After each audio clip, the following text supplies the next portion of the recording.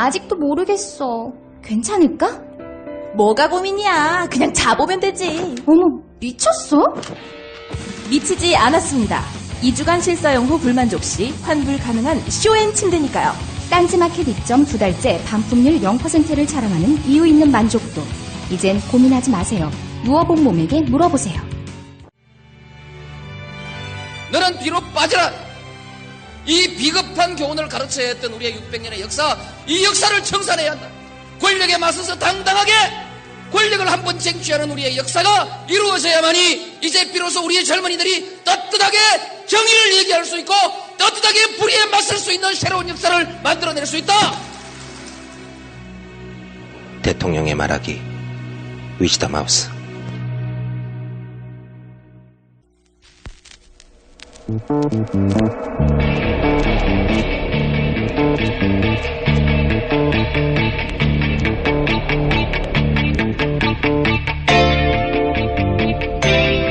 안녕하세요, 김어준입니다.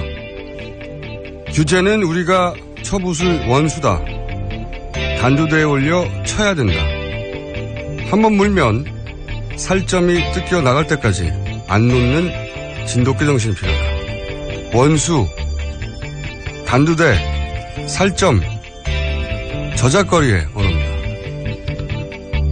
혼이 비정상이 된다. 원하면 우주가 돕는다. 어떤 기운이 온다. 혼, 기운, 우주, 샤먼의 언어입니다. 시장통 무당, 시장통 무당의 언어가 한 국가를 통치했던 시대를 우리 역사에서 찾아보면 얼마나 거슬러 올라가야 할까요? 아득할 겁니다. 대통령의 사과를 접하고 저도 아득해졌습니다. 김어준의 마음이었습니다.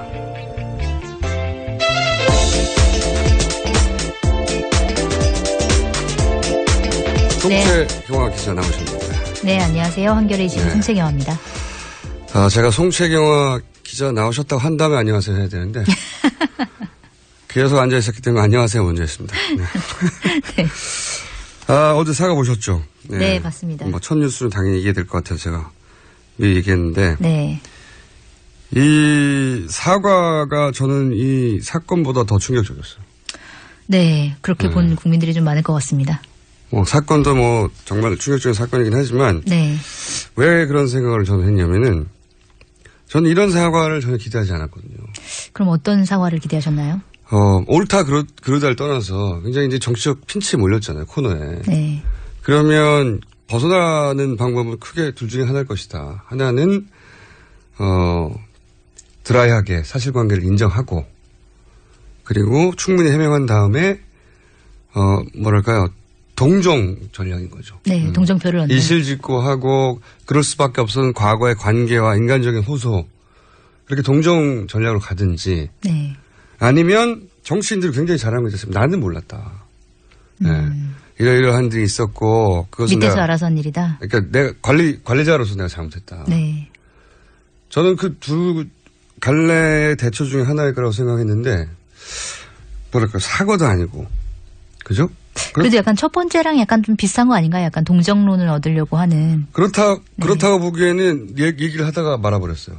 그렇죠. 해명이 적절하게 되지 않았죠. 사과도 아니고 해명도 아니고 아무것도 아닌 그냥 인정 정도? 네. 이렇게 되면은 박근혜 대통령을 지지하는 분들의 입장에서는 아니라고 말해줬으면 좋겠다고 하는 기대 심리가 있거든요. 근데 자기가 기대고 싶은 데가 있는 거예요.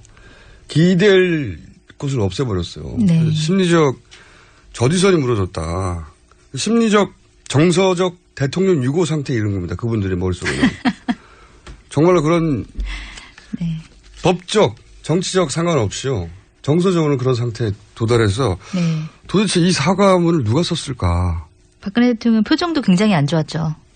좋을 수가 없는데 네. 이 사과문이 어떻게 도대체 이 시국에 그 수석들을 다 통과해서 대통령이 직접 읽는 데까지 갔을까. 저는 그게 이해가 안 갔어요, 사실. 이렇게 어떻게 대처할 수 있을까. 네. 네. 자, 뉴스 해주십시오. 다 말씀하셨는데, 네. 구체적으로 얘기를 하자면 어쨌든 어제 대국민 사과에서 연설문이나 홍보물 등에서 도움을 받은 적이 있다라고 인정을 했고 최순실 씨의 존재에 대해서 이제 이름을 거명하면서 처음으로 이제 인정을 한 건데요. 네. 그런데 이제 아까 지적하셨다시피 어제 해명과 상반되는 내용의 증언과 정황들이 계속 보도로 나오고 있거든요. 그러니까 그래서 그날, 이제 거짓 해명이다 이런 논란이 그렇죠. 더해지고 있는 그날 거죠. 해명한 게 저녁 보도에 바로 뒤집어지는. 네, 맞습니다.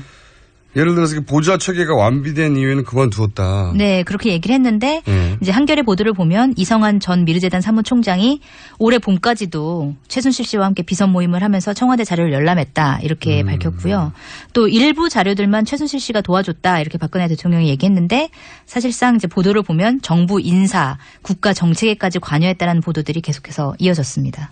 그러니까 아마 보좌 체계가 완비된 이유는 그만두었다라는 워딩을 사용한 이유가 네. JTBC의 그 컴퓨터 파일을 그날 검찰에서 원본을 확보했다고 해요. 네. 근데 그 파일 상으로 보면 2014년까지만 있단 말이죠. 네, 2014년 초 네. 정도까지. 네. 그래서 이제 1년 후 정도 되니까 초반에만 그렇게 했다라고 워딩을 정한 것 같은데 바로 이어질 보도들을 전혀 예상하지 못하는 굉장히 짧은 단견으로 쓴 네. 사과문인데 그걸 어떻게 이 청와대 시스템 수사 시스템이 없나요 정말? 최순실 씨가 거의 없는 걸로 지금 드러나고 있는 거 아닌가요? 네. 안타깝습니다. 이게 정치적 지지 여부를 떠나서 굉장히 안타까워요. 네. 자, 그래서 이제 지금 말씀하신 대로 일부 자료가 아니라는 보도가 막 이어지죠. 네, 그렇습니다. 그 중에 하나를 또 보면 그 최순실 씨가 거의 매일 청와대로부터 30cm 두께의 대통령 보고 자료를 건네받아서 검토했다 이런 증언을 이성한 전 미르재단 사무총장이 한 건데요. 이 전 사무총장이 한겨레 인터뷰에서 한 얘기인데 최 씨가 주로 자신의 논현동 사무실에서 다양한 전문가를 만나서 뭐 대통령의 향후 스케줄이나 국가적 정책 사안을 논의했다 이렇게 얘기를 했습니다. 그동안 우리가 쭉 거론해왔던 인물들도 참석하나요? 네, 그 차은택 광고 감독도 그 자리에 거의 참석을 했다고 하고요. 그다음에 박근혜 대통령 가방을 만든 고영태 씨 또 자주 참석을 했다고 합니다. 저도 이제 이런 보도를 보면 좀 좌절이 되는 거예요. 그러니까 30cm 두께의 대통령 보고서가 거의 매일 청와대로부터 나왔다. 네. 그것도 충격적인 뉴스인데 또 더 충격적인 건 자, 외부 전문가들 잔뜩 모아가지고 그렇게 했다. 네. 대통령의 성격상 더블 체크를 하고 싶었다. 뭐 이렇게 이해해 주려고 해도 참석한 분들이 CF 감독, 펜싱 선수 이러면 이거 어떻게 받아들이라는 겁니까 이거를. 네. 그런 분들이 국정 결정 과정에 참석했다는 거 아니에요. 참여해서 야 이건 정말 충격적인 뉴스예요. 누가 참석했느냐가 더 중요하다고 생각하는데 저는. 네. 그래서 누가 들고 왔다는 겁니다 그걸. 그래서 지금 누가 들고 왔냐면 거의 매일 밤마다 뭐 청와대 정호성 제1부속실장이 사무실로 직접 들고 왔다 이렇게 얘기를 했습니다. 직접 들고 왔다. 네. 그리고 뭐 최순실 씨가 이제 이걸 가져오면 이 자료를 뭐 거기 참석자들한테 읽어보게 하고 이건 이렇게 하고 저건 저렇게 하라고 지시를 이제 내렸다고 하고요. 그 다음에 최 씨 말을 듣고 이제 거기 일하는 분들이 사업계획서를 작성해서 올리면 그게 나중에 토씨 하나 바뀌지 않고 그대로 청와대 문건이 돼서 거꾸로 다시 돌아왔다 이런 증언이 나왔습니다. 야, 이건 국정 개입이 아니고 농단이 아니고 국정을 하셨네요. 네. 그래서 뭐 이런 표현이 나오기도 했는데 사실상 최 씨가 대통령한테 이렇게 하라 저렇게 하라고 시키는 구조다 이런 얘기가 나오기도 했습니다. 야, 이건 정치적 지지 여부를 정말 떠나서 네.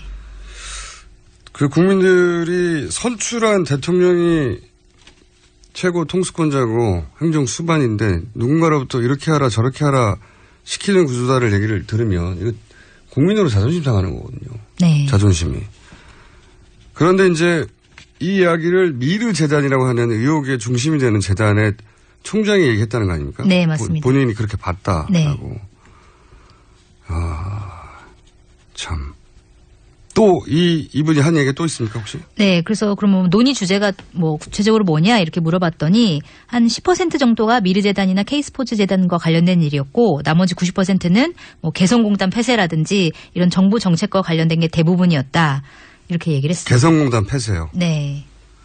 남북관계 최근 20년 사이 가장 중요한 네, 그렇죠. 결정 중에 하나인데 최근 20년 사이가 아니라 최근 30년 사이 가장 중요한 결정일 것 같은데 이 일을 최순실 씨가 CF 감독하고 가방을 만드신 분하고 같이 모여서 의논했다는 거 아닙니까? 네, 그렇게 볼 수 있겠죠. 이 말이 맞다면요.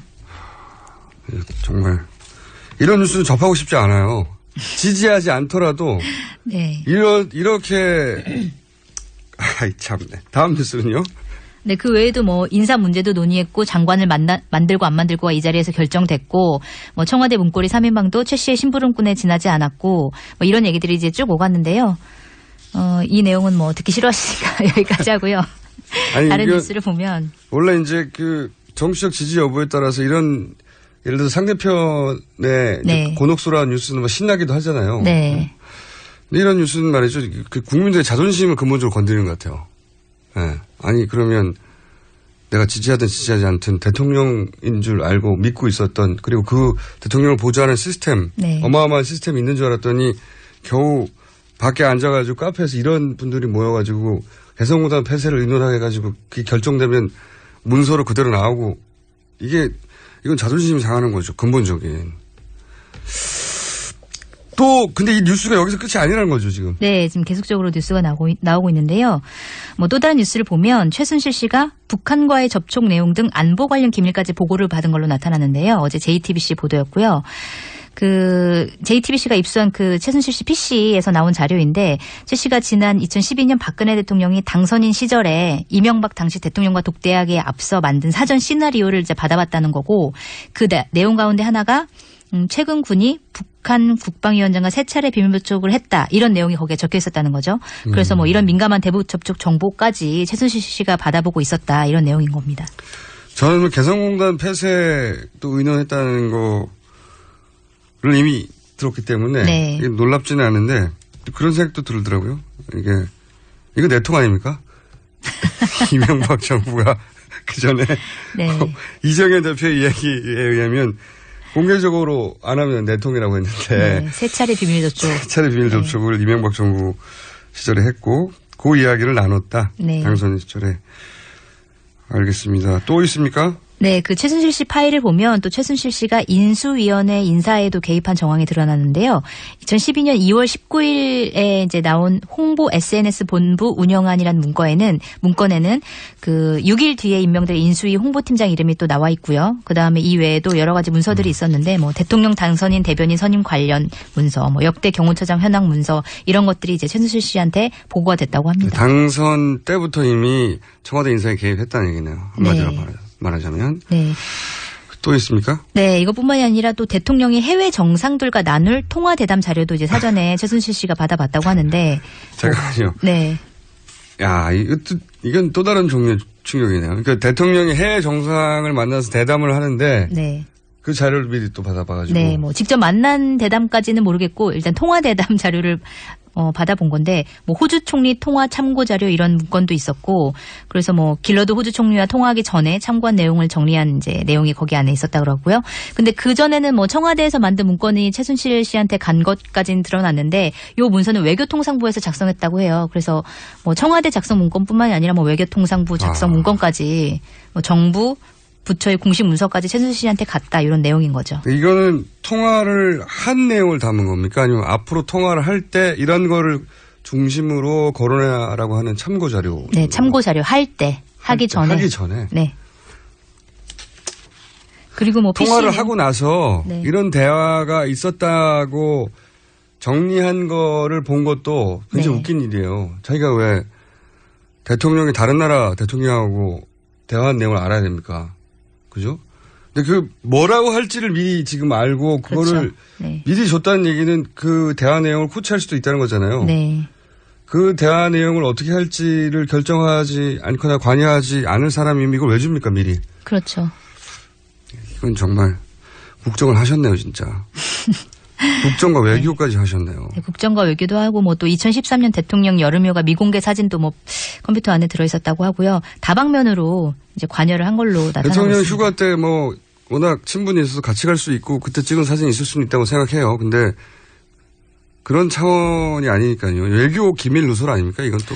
네, 그래서 뭐 대통령 기록물 관리법 위반, 외교상 기밀 누설, 군사 기밀법 위반 혐의 이렇게 혐의 적용을 할 수 있는 가능성이 있지 않느냐 이런 논의들이 지금 이루어지고 있습니다. 또 있죠. 어제 대통령의 사과 이후 워낙 많은 뉴스들이 또 쏟아져가지고. 네, 어제 TV조선에서는 그 최순실 씨의 영상이 처음으로 공개가 됐는데요. TV조선. 네. TV조선 참고로 이제 아신 분은 아시겠지만 조선일보와 청와대가 지난 한 달 반 동안 굉장히 안 좋았죠. 네, 서로. 그렇습니다. 그러다가 조선일보가 이제 뿌리를 내리면서 사실은 항복했는데 이게 네. 반격인 셈이기도 하네요. 네, 아마 그 전에 이미 취재가 이루어졌는데 그 청와대 반격 때문에 보도를 못했었던 것 같은데요. 그 최순실 씨가 대통령 해외 순방 일정표를 보면서 대통령의 입을 옷을 직접 고르는 모습이 찍힌 영상이 어제 공개가 됐습니다. 그러니까 최순실 씨가 영상으로 찍힌 건 처음이죠. 네, 처음이고요. 이 동영상을 보면 또 특징이 계속 이제까지 좀 논란이 되었었던 헬스 트레이너 출신 윤전추 청와대 3급 행정관이 이제 나오고요. 네. 그다음에 박근혜 대통령 후보 시절에 경호를 담당했던 청와대 제2부속실의 이영선 행정관이 최순실 씨의 심부름을 여기저기서 이제 하는 모습이 찍혀 있습니다. 그러니까 영상이 찍혔는데 네. 그 동영상을 보면 청와대의 공무원들이 최순실 씨의 수발을 들었다 이거잖아요. 한마디로 네, 얘기하면. 맞습니다. 수발을 든다는 구체적으로 어떤 수발을 들었다는 거예요? 예를 들면. 뭐 윤전추 행정관 같은 경우에는 최순실 씨가 이렇게 손가락으로 지시하면 옷을 개고 뭐 이렇게 챙기고 이런 모습을 보였고, 그다음에 이영선 행정관 같은 경우에는 이제 전화가 어디선가 걸려오니까 그 전화기를 자기 이제 몸에 닦아가지고 이제 두 손으로 뭐 들어올까봐 네, 최순실 씨한테 전해주는 그런 모습이 또 찍히기도 했습니다. 대통령 경호를 했던 분이 네. 대통령 경호를 했던 분이 최순실 씨 심부름을 하고 있다는 거잖아요. 네. 그거는 정말 이해하기 어렵네요. 이 정도를 넘어서는 뉴스가 나오니까 이제. 자, TV조선이 또 보도한 게 있습니까? 네, 또 최순실 씨가 청와대에서 민정수석을 추천하는 내부 보고서를 받았다. 그래서 뭐 청와대 인사에 개입한 거 아니냐 이런 정황이 이제 드러난 건데, 사실 민정수석실 업무 중에 하나가 최순실 씨 같은 대통령 측근을 감찰하는 업무를 하는 거잖아요. 그런데 그런 사람을 최순실 씨가 네. 인사에 관여했을 수도 있다. 이게 사실은 언론에서 우병우 네. 지금 현 민정수석도 최순실 씨가 추천한 게 아니냐고 하는 의혹이 나오고 있죠. 의혹 제기가 조홍천 네. 전 청와대 감찰관에 의해서 제기가 됐죠. 지금은 현 국회의원이고요. 그분이 그런 의혹 제기를 한 적이 있습니다. 네. 그런데 이제 그 의혹 제기를 밑받침하는 또 다른 의혹 중에 하나인 거네요. 네. 민정수석실 조직도나 추천인 뭐 인사 관련 네. 자료가 어디 있었다고요? 이게 이제 그 최순실 씨가 일하던 사무실에서 입수한 이제 자료인데요. 2014년 5월에 작성된 걸로 추정되고 청와대 민정수석실 추천인 및 조직도라는 이름의 자료라고 합니다. 그렇군요. 또 있습니까? 네, 뭐 또 하나 소개를 해드리면 뉴스가 너무 김종 문화체육관광부 제2차관이 있는데 이분 이제 최 씨를 몰래 수시로 만나고 또 자신들의 측근의 이력서를 보내서 요직에 앉히려고 한 걸로 드러난 건데요. 최 씨가 이 정도 힘을 가지고 있다는 걸 알았다면 당연히 최 씨 주변의 인사청탁도 많았겠네요. 네, 그래서 뭐 인사청탁 이메일을 보낸 게 이제 공개가 된 거죠, 어제. 마지막으로 안종범 네. 관련 뉴스도 나왔던 걸로 제가 기억하는데. 네, 맞습니다. 그 안종범 대통령 정책조정 수석비서관이 그 최순실 씨가 설립한 것으로 지목된 K스포츠 재단과 또 최 씨의 실소유 업체인 WK 운영에 관여했다 이런 증언이 어제 처음으로 나온 건데요. WK는 최순실 씨 개인 회사로서 자금 세탁하는 페이퍼 컴퍼니 의혹을 받고 있는. 네, 맞습니다. 그 WK의 조 아무개 전 대표 측 관계자가 밝힌 내용인데 뭐 인터뷰 통해서 조 전 대표가 올해 1월경에 안종범 수석으로부터 K스포츠대나 얘기 잘 해놨으니까 한번 만나봐라 이런 전화를 받았다. 그리고 안 수석이 며칠 뒤에 서울의 한 뭐 호텔 식당에서 조 전 대표를 만나서 K스포츠 사무총장을 직접 소개하면서 서로 잘 도와줘라 이런 취지로 말했다라는 이제 증언이 나온 겁니다. 그러니까 안종범 씨 이름이 처음 죄송합니다. 씨라고 했습니다. 안종범 수석 비서관이 처음 언론에 등장한 것은 이 재단 돈 모으는데 압력을 행사했다. 이때 처음 등장했잖아요. 네. 그런데 그리고 WK는 자금 세탁하는 루트다. 네. 라고 나왔는데 이 재단과 WK 둘 다 양쪽을 알고 있었고. 네. 그 둘을 다리를 놔줬다. 다리를 뭐 이런 놔줬던 취지인 거죠. 분이다. 네. 그러면 안종범 씨는 죄송합니다. 안종범 수석 비서관은 네. 자꾸 안종범 씨라고 부르게 되네요. 수석 비서관은 이 사안을 모른다고 하기 힘드네요. 네, 지금까지는 모른다고 해왔는데요. 네. 네. 오늘 여기까지 하겠습니다. 네, 지금까지 송채경화 기자였습니다. 감사합니다. 네, 감사합니다.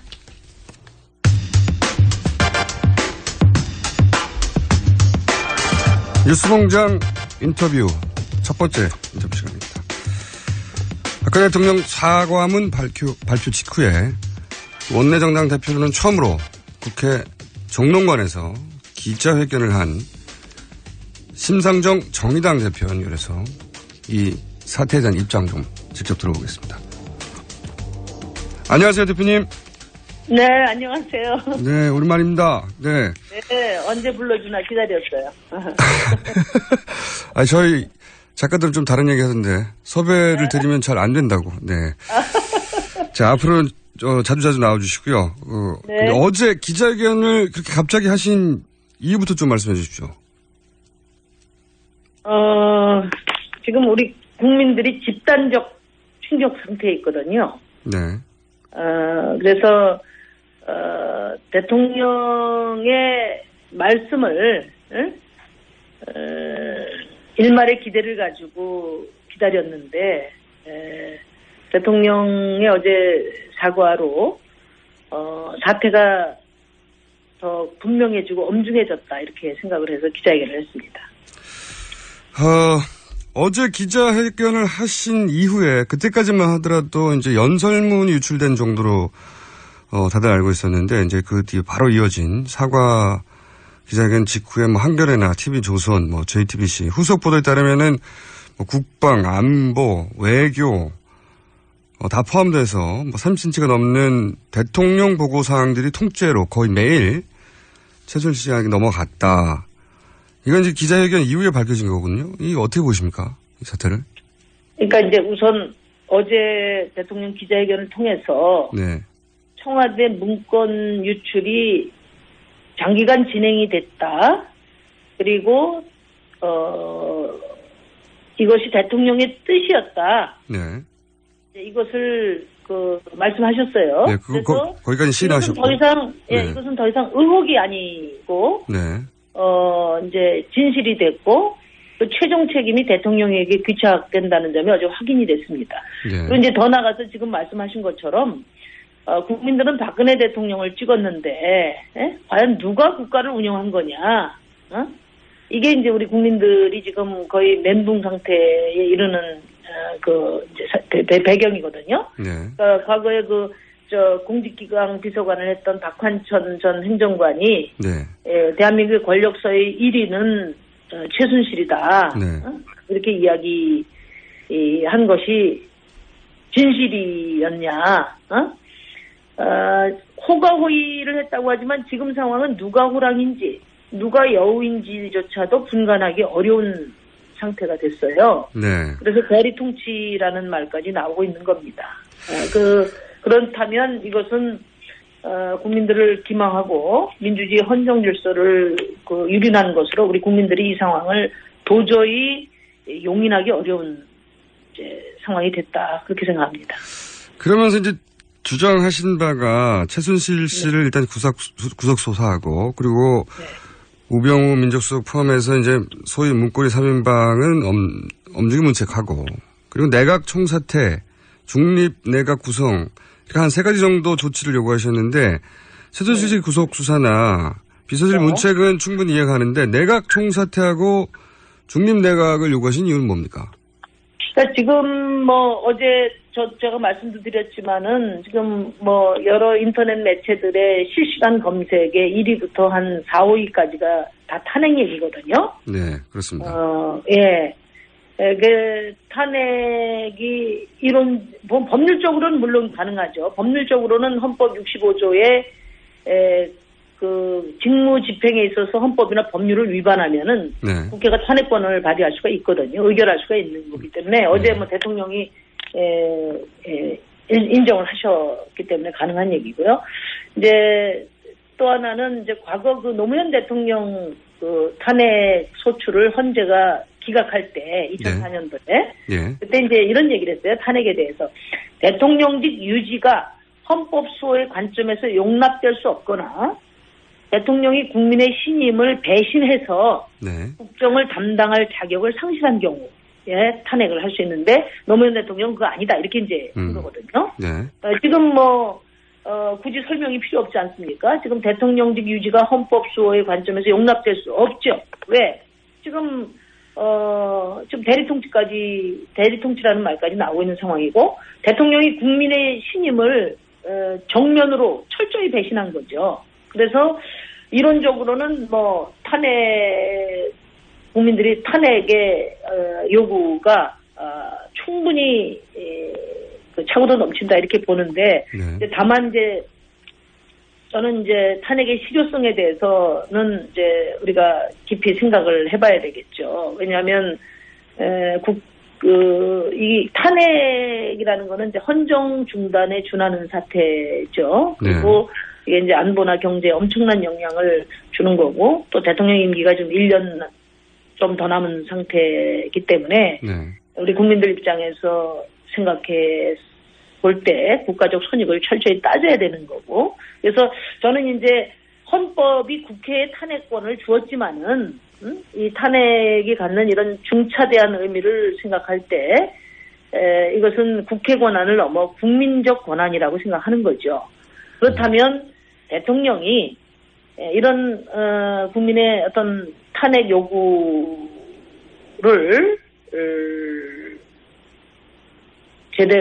제대로 수용해서 사태에 준한 책임 있는 조치가 필요하다. 그래서 대통령을 보좌했던 모든 사람들은 총사퇴해야 된다. 그러니까 대통령이 탄핵 상황으로 국민들이 가지 않도록 하려면 본인이 스스로 사퇴하는 정도의, 그렇죠. 대통령이 스스로 사퇴에 준한 책임 있는 조치가 필요하다는 관점에서 제가 어제 세 가지를 말한 거죠. 그 중에 하나가 청와대 비서관을 비롯해서 내각 총사퇴를 통해서 거국 중립 내각으로 사실상 대통령 통치 권한을 이양하는 그런 의미에서 제가 말씀을 드린 겁니다. 그리고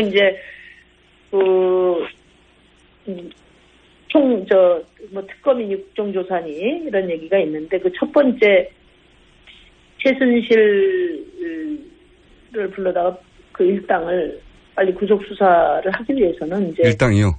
예, 특검이 필요한데, 그 특검이 현재 돼 있는 특검은 기구 특검이 아니죠. 상설적으로 기구가 만들어져 있는 특검이 아니고, 그다음에 현재 현행상설특검법에 따른 그 특검은 2명을 추천해서 대통령이 1명을 임명하도록 돼 있기 때문에 그렇게 해서는 안 된다고 봅니다. 야당들이 이번에는 특별법에 의한 특검을 임명해서 대통령 지휘가 미치지 않는 그런 특검을 법적으로 권한을 보장해서 특검을 해야 하고, 이것을 여당과 대통령이 바로 수용해야 된다 이렇게 저는 생각을 하고요. 그다음에 국정조사 특검하면은 국정조사를 계속 할 거냐, 이렇게 병행할 거냐 할 때 어제 민주당은 특검을 하면 국정조사 필요 없다 이런 얘기를 했는데, 저는 좀 견해가 다른 것이 대통령 기록, 청와대 기록물, 청와대 문건 유출에 관한 그 진상규명을 위한 국정조사 특위를 구성을 해야 된다고 봐요. 왜냐하면은 지금 그 청와대는 그 외부 이메일을 사용할 수 없도록 돼 있거든요. 시스템상으로. USB에 내려받는 것도 안 되게 돼 있잖아요. 그런데 이 그리고 청와대 직원들이 외부에 이메일을 보낼 때는 그 총무비서관사나 전산팀에 소명하고 점검, 그 사이버 보안 부서에서 다 점검하게 돼 있어요. 그런데 이게 보도에 따르면은 최순실에게 지속적으로 청와대 문건이 전달됐다는 거 아닙니까? 직접 전달됐다고 보도됐는데. 네, 그렇다면 청와대의 조직적 공모 없이는 이건 불가능한 일이에요. 청와대 시스템을 속이는 청와대 내부의 공모가 있었다 말하자면. 그렇죠. 그렇기 때문에 국회는 권력과 정부를 견제하고 감시하는 그 기능을 갖고 있는데, 청와대가 지금 어떤 상태인지, 얼마나 망가져 있는지 긴급히 국회가 점검해야 된다. 이렇게 저는 생각합니다. 그래서 최순실 일당과 우병우 등을 비롯한 국기문란 그리고 권력형 비리에 대해서는 특별법에 의한 특검으로 수사를 하고 국회에서는 청와대 문건 유출 등 국기문란 행위에 대한 진상규명을 위해서 국정조사 특별위원회를 발동해야 된다. 네. 그렇게 저는 생각합니다. 그리고 대통령 본인은 지위는 유지하되 정치적 권한은 다 내려놔라 이런 말씀이시잖아요. 한마디로 말하면.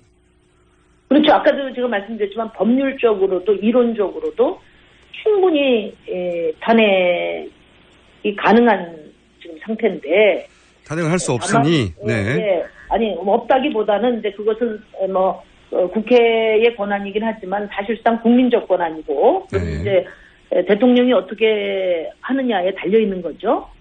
근데 제가 볼 때 지금 대통령이 대통령 사퇴에 준한 책임 있는 조치를 할 때만이 국민들이 납득할 수 있다 이렇게 보여집니다. 그러니까요. 그게 이제 제 식대로 요약하면 제가 이해한 게 맞다면 지위는 유지하는데 정치적 권한은 다 내려놓고 이런 말씀을 저는 이해했습니다.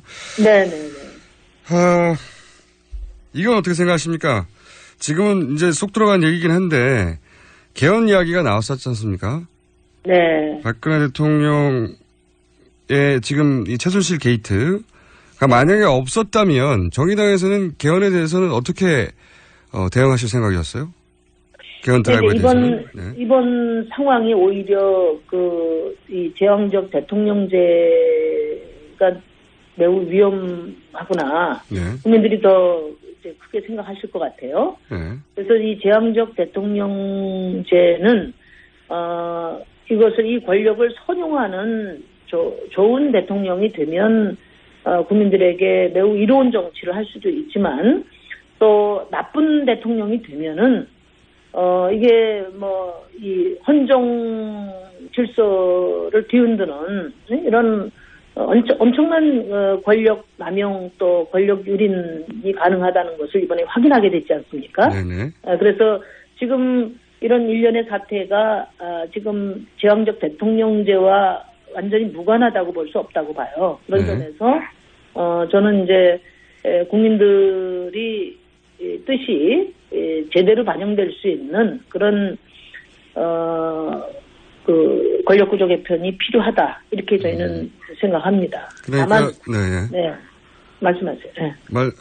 거의 끝날 시간이 다 돼서 오늘은 여기서 거의 마무리해야 될 것 같은데 제가 맞게 이해한 그 핵심이 저는 정당 체제를 개혁할 수 있는 그런 선거법 개정에 핵심이 있다 이렇게 저희 당은 보고 있습니다. 선거법 먼저 개정하고 권력구조 개편도 논의할 수 있다.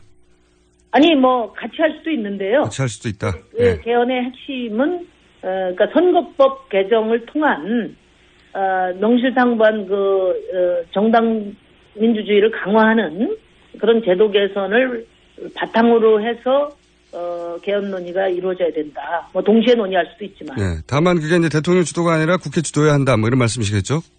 국회 주도로 해야 되고요. 또 몇몇 중진들 또는 대통령 후보들의 어떤 개별적인 논의가 아니고 정당을 중심으로 한 책임 있는 논의가 진행될 필요가 있다. 당대당으로. 네네. 알겠습니다. 이 개헌 이야기는 사실 앞으로도 할 기회가 많아야 될 것 같아서. 네. 여기까지만 하고요. 네. 다시 개헌 이야기로 모시기로 하겠습니다. 오늘 말씀 감사합니다. 네, 고맙습니다. 네, 지금까지 정의당 심상정 대표였습니다.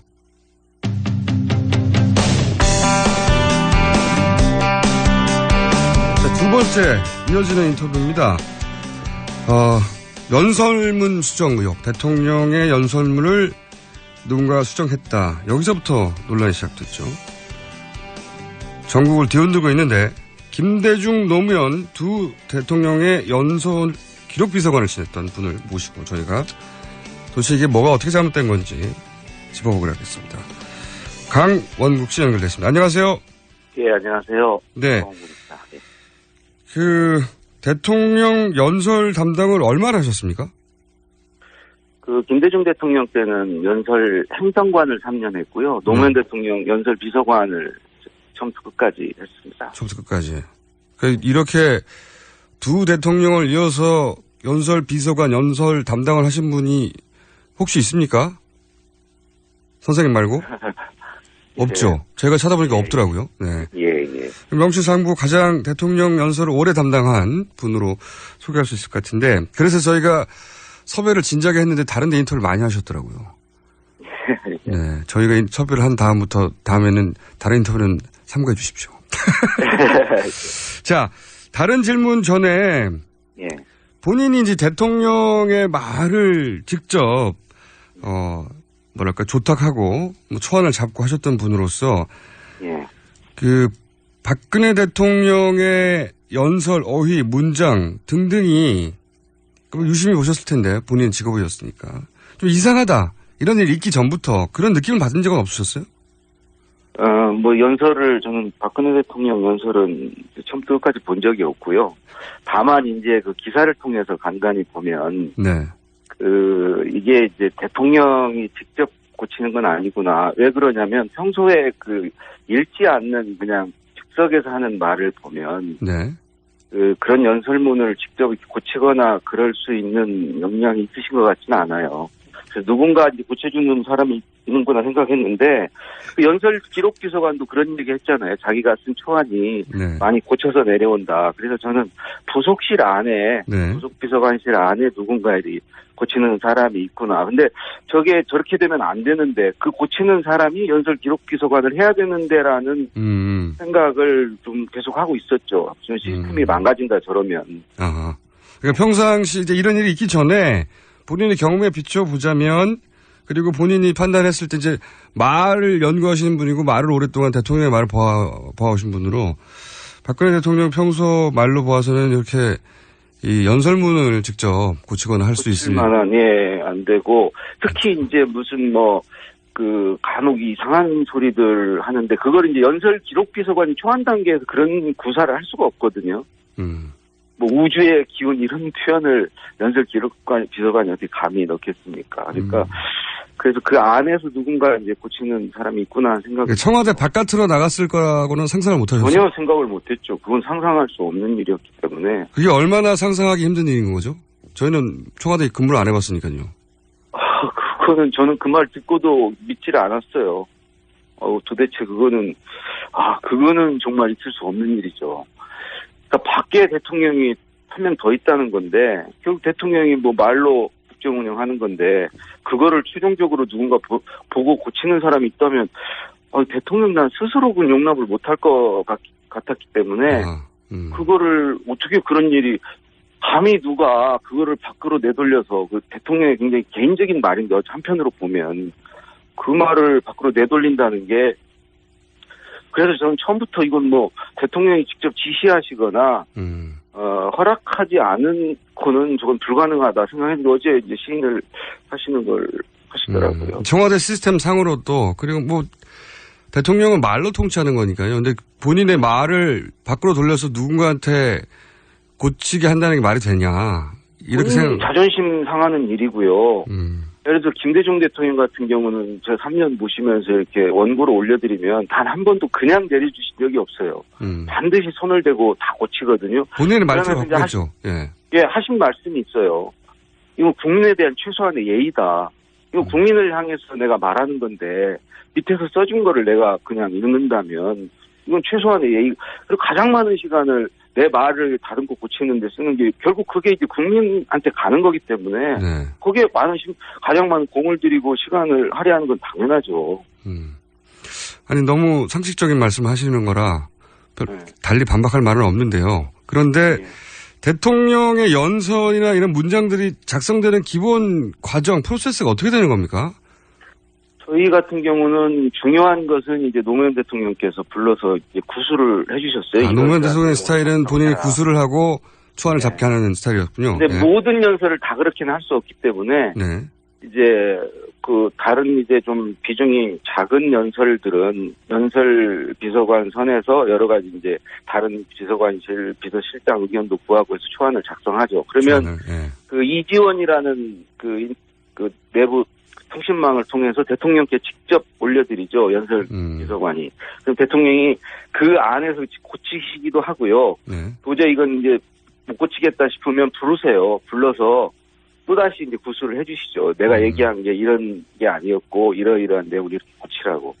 그 단계를 몇 차례 합니다. 중요한 연설 같은 경우는 뭐 거의 뭐 10번 이렇게 왔다 갔다 이렇게 하죠. 그리고 이제 어느 정도 초안이 완성됐다 싶으면 이제 비서실장이라든가 이런 관련 장관 수석들 불러서 대통령 주재하에 마지막 검토 회의를 하죠. 그걸 독회라고 하죠. 네. 그래서 이제 그때 이제 최종적 의견을 수렴하죠. 대통령마다 스타일이 좀 다르겠지만 기본적으로 이 프로세스는 비슷하다는 거죠, 그죠? 그렇죠. 예. 네. 예. 그래서 청와대 안에서 이게 돌아야 되는데 청와대 바깥으로 나갔다는 게 충격적이고 받아들일 수 없었다고 하신 거고, 청와대 근무하시는 분으로서. 이런 건 어떻습니까? 대통령 연설 중에 최근에 네. 안종건 의사가 이제 리순에서 돌아가셨는데 이제 하얼빈에 돌아가셨다. 그러니까 아주 기본적인 사실관계가 틀리는 경우가 왕왕 있었어요. 이게 예. 청와대 시스템상 이런 간단한 팩트 체크는 금방 되는 거 아닙니까? 원래? 그게 이제 특히 광복절 경축사 아닙니까? 네네. 그러면 이거는 뭐 수도 없이 그 체크를 하기 때문에 시스템이 작동을 하는 조직이라면 절대 이거는 뭐 일반 기업에서도 있을 수 없는 일인데 이런 경우가 있을 수 있어요. 예를 들어서 대통령이 직접 이거를 추가했다던가 마지막에 어떤 대통령에 준하는 어떤 누군가가 추가를 하면 그거에 대해서는 다 권위에 맹종하게 돼요. 그거는 검토를 하려고 하질 않아요, 사람들이. 그냥 의뢰 맞았을 거다. 이분이 하신 건데라는 생각을 하기 때문에 간과하죠. 그건 이제 체크리스트의 대상이 되지 않죠. 되게 이제 그런 경우에 큰 사고들이 나는데 이번 그것도 그런 게 아닌가 싶습니다. 마지막 순간에 대통령 혹은 대통령 준하는 사람의 어떤 워딩이 추가됐으면 그렇죠. 그게 시비를 걸 생각을 아예 하고 싶지 않죠. 왜 그러냐면 발견을 했을 때도 자기가 이걸 시비를 걸어야 하잖아요. 그러니까 자기도 모르게 이제 스스로 검열을 하는 게 되는 거죠. 대통령 당신 틀렸어 이런 말을 해야 되는 거니까요. 말하자면. 그렇죠. 네. 그러니까 이런 그 기본적인 사실관계가 틀린 게 계속 나왔다는 건 대통령이 직접 썼거나 아니면 어쨌든 최종 단계에서 누군가 대통령이 준하는 사람이 썼다는 방증이네요, 말하자면. 예, 그러니까 이런 게 이제 위기 상황에서 이런 일이 벌어지면 큰 사고가 나는 거죠. 그런데 아까 이제 그 시스템이 올려가지고 대통령이 읽게 하고 거기서 직접 수정도 하고 이런 말씀 하셨는데 이지원이라는 시스템. 근데. 예. 대통령 연설이 확정되기 전까지 이 연설문에 직접 접근할 수 있는 사람이 몇 명이나 되죠? 3사람입니다. 세 사람이요? 지금은 연설 기록 비서관이고요. 네. 그 다음에 부속실의 비서관. 그 1, 2부속실로 옛날에 나눠 2부속실은 전혀 관여하지 않고요. 네. 1부속실 비서관하고 대통령하고 이렇습니다. 세 사람이요? 예. 실장도 뛰어들지 않습니다. 아, 그렇군요. 연설문은 딱 세 사람만 권한이 있습니까? 접근 권한이? 라인이 그렇게 돼 있어요. 간혹, 이제 비서실장을 참조로 이렇게 걸 수가 있죠. 참조 정도? 참조, 이렇게 하면은, 이제 거기에 무슨 댓글을 달거나 이런 건 하지 않고, 그냥 열람권은 주어지는 거죠. 알고나 있어라 이 정도 수준이네요? 예, 그렇습니다. 그걸 수정하거나 덧붙이거나 할, 그건 전혀 없는 것이고. 예, 그러니까 그건 딱 세 사람입니다. 핵심은 이제 연설 기록 비서관과 대통령이고. 부속 비서관은 왜, 부속비서관은 모든 대통령께 올라오는 보고서라든가 이런 것들을 다 보실 수 없잖아요. 네. 뭐 연설문 같은 경우 무조건 100% 이제 대통령이 보시지만 그렇지 않은 문서들은 이제 가려내야 되니까 부속실에서 그 작업을 하죠. 아, 그렇군요. 예. 지금 언론 보도에 따르면은 이제 정호성 제1부속 비서관이 밖으로 들고 나간 것으로 보도가 됐는데 제일 부속 비서관이 그런 일을 하기 때문에 이게 가능한 거군요. 그렇죠. 그거 가능하고, 이건 뭐 이제 대통령이 지시를 하셨다 보니까, 이게 한 번 뭐 보내주라가 아니고, 이게 거의 40여 회를 보냈다고 그러면, 이건 이제 거의 뭐, 제도화를 해서 이제 간 거 아닙니까? 그러면 그런 경우는 연설기록 비서관 수준에서 할 수, 왜냐면 비서관이 너무 바쁘니까 매번 그거 하기 그렇잖아요. 그러면 아예 그냥 연설기록 비서관한테 해서 그럴 수 있겠죠. 아예 그쪽으로 이제 보내드려라. 대통령 모르게 대통령 연설문이 밖으로 나갈 수는 없겠죠? 그거는 누가 강 큰 사람이 그런 일을 합니까? 그거는 있을 수도 없죠. 네, 대통령 본인이 이제 할 말인데 대통령 모르게 내가 할 말을 누가 고친다. 이건 있을 수 없겠죠. 그러면 그거는 일반 문건도 그거는 큰 일벌백계 하라고 그랬잖아요. 국기 문란이고 그랬는데 본인 대통령이 그렇게 엄명을 하셨는데 그거를 누가 대통령의 말을 대통령의 허락 없이 그걸 하겠습니까? 바보 같은 질문인 줄 알면서 제가 드리기는 했는데 하도 이상한 일이 많이 벌어지니까요. 혹시 대통령 모르게 가능할까 싶어서 제가 여쭤본 건데. 예. 또 이제 언론 보도 되기로는 부속 비서관이 30cm 정도 되는 대통령 보고 문서를 거의 매일 전달했다. 이런 보도가 있었는데 제가 의아한 것은 30cm면 어마어마한 두께입니다. 문서가. 예. 네, 어마어마한 두께인데 아까 이제 부속 비서관이 이제 대통령이 그 많은 보고서를 다 볼 수 없으니까 중간에 걸러낸다고 하셨잖아요. 예. 그런데 30cm 정도를 매일 갖다 줬다는 거는 보고서 전체를 갖다 준 거나 마찬가지인 것 같은데. 그죠? 예. 이렇게 통째로 정기적으로 유출이 청와대에서 가능합니까, 이게? 뭐, 출력을 하면 이제 네. 거기 워터마크라고 그래서 그 청와대 문건이라는 표시가 종이에 되는데. 네. 지금은 뭐 그런 걸 무서워할 수준이 아니었던 것 같아요. 거의 뭐 그 위에서 대통령이 용인한 사안이고 그렇기 때문에 그런 게 두려워서 뭐 밖에 유출을 못하고 그러지는 않았을 것 같고 그러니까 이거는 뭐 우리가 상상할 수 있는 그리고 상식적으로 생각할 수 있는 수준 위에서 벌어진 일이기 때문에 그런 잣대를 가지고 그게 가능한 일이냐라고 얘기하는 것도 우스운 것 같아요. 하긴 그렇습니다. 우리가 상상을 넘어서는 일들이 벌어져가지고 네. 정상적인 시스템 내에서 근무하신 분들 얘기 듣다 보면은 답이 안 나오네요. 네. 저희가 굉장히 아쉽네요. 좀 더 여쭤볼 게 있는데 한 번 더 연결해 봐야 되겠습니다. 오늘은 여기까지 해야 될 것 같고요. 예. 이 사안이 뭐 하루 이틀에 끝날 거 아닌 것 같아서 다음에 한 번 더 연결하겠습니다. 오늘 말씀 감사합니다. 예, 고맙습니다. 네, 지금까지 강원국 전 청와대 연설비서관이었습니다. 저는 잠시 후 8시 10분에 다시 돌아오겠습니다.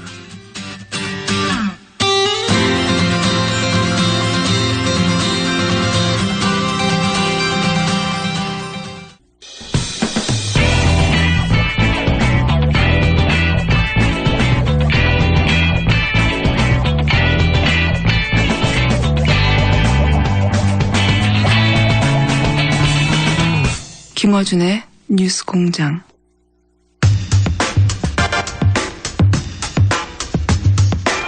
자, 악마 변호사입니다. 양치열 변호사.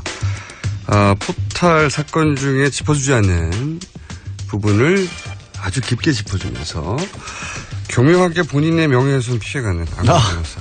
그래서 진행자들은 잘리게 만들고 본인은 4번의 진행자를 통과해 살아남은 양치열 변호사. 예. 아니 뭐 청취자들이 공감할 만한 그런 별명을 붙이셔야지. 저 같은 천사표한테 무슨 악마예요. 누가 들으시고. 저는 어떻게든 제가 퇴출되기 전에 변호사님을 퇴출시키고 나올 것이다. 예, 네. 가늘고 길게를 목표로 끝까지 살아남아 보겠습니다. 오늘 예. 이제 최순실 씨 관련 제가 질문을 당연히 하려고 할 수밖에 하는데. 없죠. 뭐 네. 상황이. 예, 뭐 예를 들어서 어떤 법이 적용될 수 있냐 네. 그런 얘기를 하기 전에 궁금한 게 하나 있어요.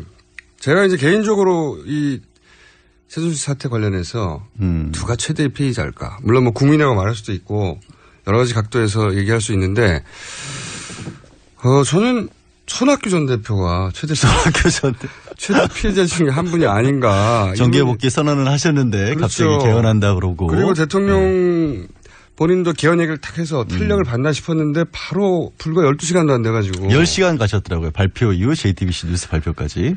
예. 근데 이제 손학규 전 대표가 이제 하산을 하실 때 그 문구예요, 그건요. 내려갈 때, 정치 복귀할 때. 만덕산이 내려가라고 한다고. 산이, 그렇죠. 네. 산에서, 원래 산신령이 놓아주실 때까지 계시겠다고 하셨으니까. 그러니까 만덕산이 내려가라. 이게 산이 잘못한 거거든요, 이렇게 되면.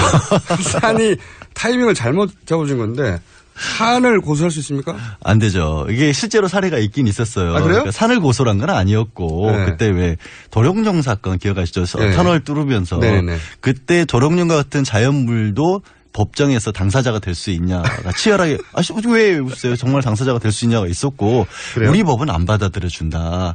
그게 이제 응용을 하자면 외국과 같은 경우에는 그런 뉴스 가끔 회의 토픽에서 보셨죠. 자기가 죽으면서 유언으로 개나 고양이한테 재산을 줄 수 있느냐. 우리는 안 되거든요. 해외에서는 돼요? 영미는 가능해요. 영미에서? 예, 영미에서는 가능해요. 우리는 그래서 산신령님을 손해배상 청구를 못합니다. 손학규 대표께서. 전 대표께서. 그러면 이분이 본인이 입은 정치적 피해를 보상받으려면 영미권으로 이민을 가셔야 됩니까? 그래서 영미권으로 가도 산을 상대로는 제가 들어본 적이 없어요. 어쨌든 이게 이상하게 궁금하시네. 정치권 최대 피해자 이분이 맞습니다. 예. 제가 보기엔. 그렇게 해석할 수도 있겠네요. 저도 생각해보니까. 더 큰 피해자, 숨어있는 더 큰 피해자는 같이 동반 탈당을 하신다. 그렇게 말렸는데도 불구하고. 자. 네, 본론으로. 네, 안타까운 산과 대화 도중에 아마 산은 다르게 얘기했는데 잘못 알을 수도 있어요. 산은 이렇게 또박또박 얘기를 안 해가지고. 자. 최순실 씨. 예, 지금 이제 도대체 무슨 돈이 나서 그 집을 세 채 네 채를 사고. 그렇죠. 그리고 호텔을 사고 했느냐. 흔적이 없다. 돈이 어디서 났는지. 이럴 경우에 어떤 걸 적용할 수 있습니까? 자금 흐름을 일단 찾아봐야 되는데 네. 지금 독일에는 정확하게 4채의 부동산을 구입을 한 걸 알려줬어요. 네. 호텔에 하나가 있었고 나머지 또 정유라 씨 명의로도 집을 하나 네. 샀죠. 그리고 그게 전부에서 우리 돈으로 한 20억이 좀 넘는다고 합니다. 네. 뭐 작은 돈이 아니고 여기서 몇 가지 문제가 첫째는 말씀하신 것처럼 그 돈이 도대체 어디서 나느냐. 네. 물론 강남에 300억 원대 빌딩도 있고 평창에 말목장을 하려고 했던 부동산도 있는데 하나도 매각한 게 없어요. 게다가 그 정도 액수가 해외로 나가려면 기록이 남거든요. 그렇죠. 네. 남아야 되는데 기록이 나간 부분도 없고. 네. 그래서 그러면 생각해 볼 수 있는 게 결국에는 K스포츠 재단이나 미르 재단을 통해서 그 독일에 설립했던 회사들 네. 비데코리아랑 WK 네. 이런 회사들에 간접적으로 돈을 빼돌린 게 아니냐라는 생각을 할 수밖에 없는데 네. 그랬을 경우에는 몇 가지 생각해 볼 수 있는 게 재단 돈을 횡령한 거다. 횡령한 거다. 그리고 또 국외재산 도피죄 같은 걸 또 생각해 볼 수가 있거든요. 재산을 도피죄 이런 걸 생각해 볼 수가 있고 그러면 하나 더 추가적으로는 그런 돈을 빼돌렸다고 할지라도 독일을 비롯한 유럽이 지금 테러 때문에 부동산 구입이 쉽지가 않아요. 외국인들이 반드시 보증인이 현지인이거나 아니면 정말 현지인에 준할 정도의 어떤 책임을 져줄 만한 사람들을 보증을 해야 누가 되거든요. 조력자가 있어야 된다는 거죠. 그래서 지금 생각해 볼 수 있는 거는 그렇다면 독일 현지에 애초에 출제 자체가 우리 대기업들이 한 거니까 독일 현지 기업들이 좀 관여를 하지 않았을까. 그런 부분들을 수사를 해보면 나오거든요. 아니 20억 원이나 되는 부동산이면 우리나라에서도 쉽지 않은 돈인데 아시겠지만 유럽에서 부동산은 또 그렇게까지 가치가 나가지는 않거든 상대적으로. 네. 그러면 굉장히 큰 돈이란 거죠. 뭔가 조금 캐보면 뭐 쉽게 나올 수도 있을 것 같은데 왜 아직도 안 나오는지 모르겠어요. 횡령이나 외환관리법 네. 쉽게 생각할 수 있는 그런 부분이 있는데 더 나아가서 이게 개인이 쉽게 그렇게 부동산을 거래하기가 쉽지 않다. 그렇죠. 정유라 씨 같은 경우에는 정유라 씨 명의로 된 부동산이 한 5억 원 정도 되거든요. 딸, 예. 정유. 예. 뭐 대학생이잖아요. 네. 물론 뭐 말도 증여. 그렇죠. 증여세 같은 경우도 생각해 볼 수 있는 게 5억 원이면 증여를 받았다고 가정을 해볼 경우에 한 8천만 원 증여세도 내야 되거든요. 증여세도 안 낸 거가 혹시 될 수가 있죠. 정유라 씨도. 이런 건 어떻습니까? 지금 이제 검찰에서는 수사를 한다고 하고, 그리고 수배를 하는데 지금 뭐 사실 검찰보다도 더 이런 분들을 잘 찾아내는 게 기자들이에요. 원래. 기자들이. 예. 뻗치기라고 그냥 버티면서. 쓰레기통 뒤져가면서. 네. 저도 쓰레기통 많이 뒤졌었거든요. 기자할 때. 배고파서요? 아니, 왜 기자할 때 쓰레기통 뒤졌다는데. 그런 또 말도 안 되는 또 추측을. 그런데 이제 이분들, 그러니까 무슨 구속수사를 하려도 사람이 어딘지 알아야죠. 신병이 확보가 안 되는데. 마지막으로 보였던 게 독일 쪽에서 한 15일 전후로 해서 자리를 비웠다라는 얘기가 나오고 있거든요. 일부 언론사가 찾아가니까 그때쯤 빠져나갔다. 근데 그 두 모녀가 사라지고 한 대여섯 명가량의 조력자들이 또 나타나서 짐은 따로 챙겼다고 하니까 뭔가 기자들보다도 더 빨리 정보가 새고 있다는 거죠. 그것도 그렇고. 근데 제가 궁금한 건 이렇게 찾을 수도 없는데 찾았다고 쳐요. 찾았다고 하더라도 이분을 국내로 송환시키는데 굉장히 어렵지 않습니까? 어렵죠. 과거에 이병헌 씨의 장녀 아직도 안 들어가고 유섬나 씨 같은 경우 2014년에 재판에 넘겨졌는데 진짜 악마의 변호사로 불리는 그 프랑스의 모 변호사 진짜 거기는 진짜 전쟁 범죄자들 변호 많이 했던 사람이잖아요. 네. 그 사람이 지금 붙들고 있는데 여러 가지 핑계를 대면서 제가 알기로는 지금 프랑스 항소심에 넘어가서 계속 재판만 하고 있는 걸로 알고 있어요. 그러니까요. 그게 몇 년에 걸릴 수도 있고. 모르는 거죠. 네. 신병 확보가 아예 안 돼버릴 경우에는 어려운 게 뭐냐면 이 경제 범죄가 이 범죄인 인도 조약을 하려면 가장 먼저 되는 게 양쪽 나라에서 다 범죄라는 게 명확해야 하는데 지금 우리도 아까 말씀드린 것처럼 만약에 재단 돈을 유용한 거라면 쉽지는 않거든요. 이게 공식적으로 사업을 벌인 거냐 아니면 개인 목적으로 빼돌리냐를 사람을 경계가 애매하잖아요. 모호한데 그쪽 입장에서 봤었을 때는 아니 또 한국 정부에서 만든 재단들 대한민국에서도 대통령께서도 지난주 목요일에 그 수석 비서관회의 직후에 저 국가의 이익을 위해서 만들어진 대기업들이 자발적으로 참여해서 만들어진 재단이라고 했는데 그런 재단을 가지고 공식적으로 사업을 한 거면 프랑스 정부 입장에서는 아니 이걸 어떻게 범죄라고 볼 수 있냐라는 얘기가 나올 수 있죠. 독일 정부군요. 제가 유선남 씨랑 헷갈렸습니다.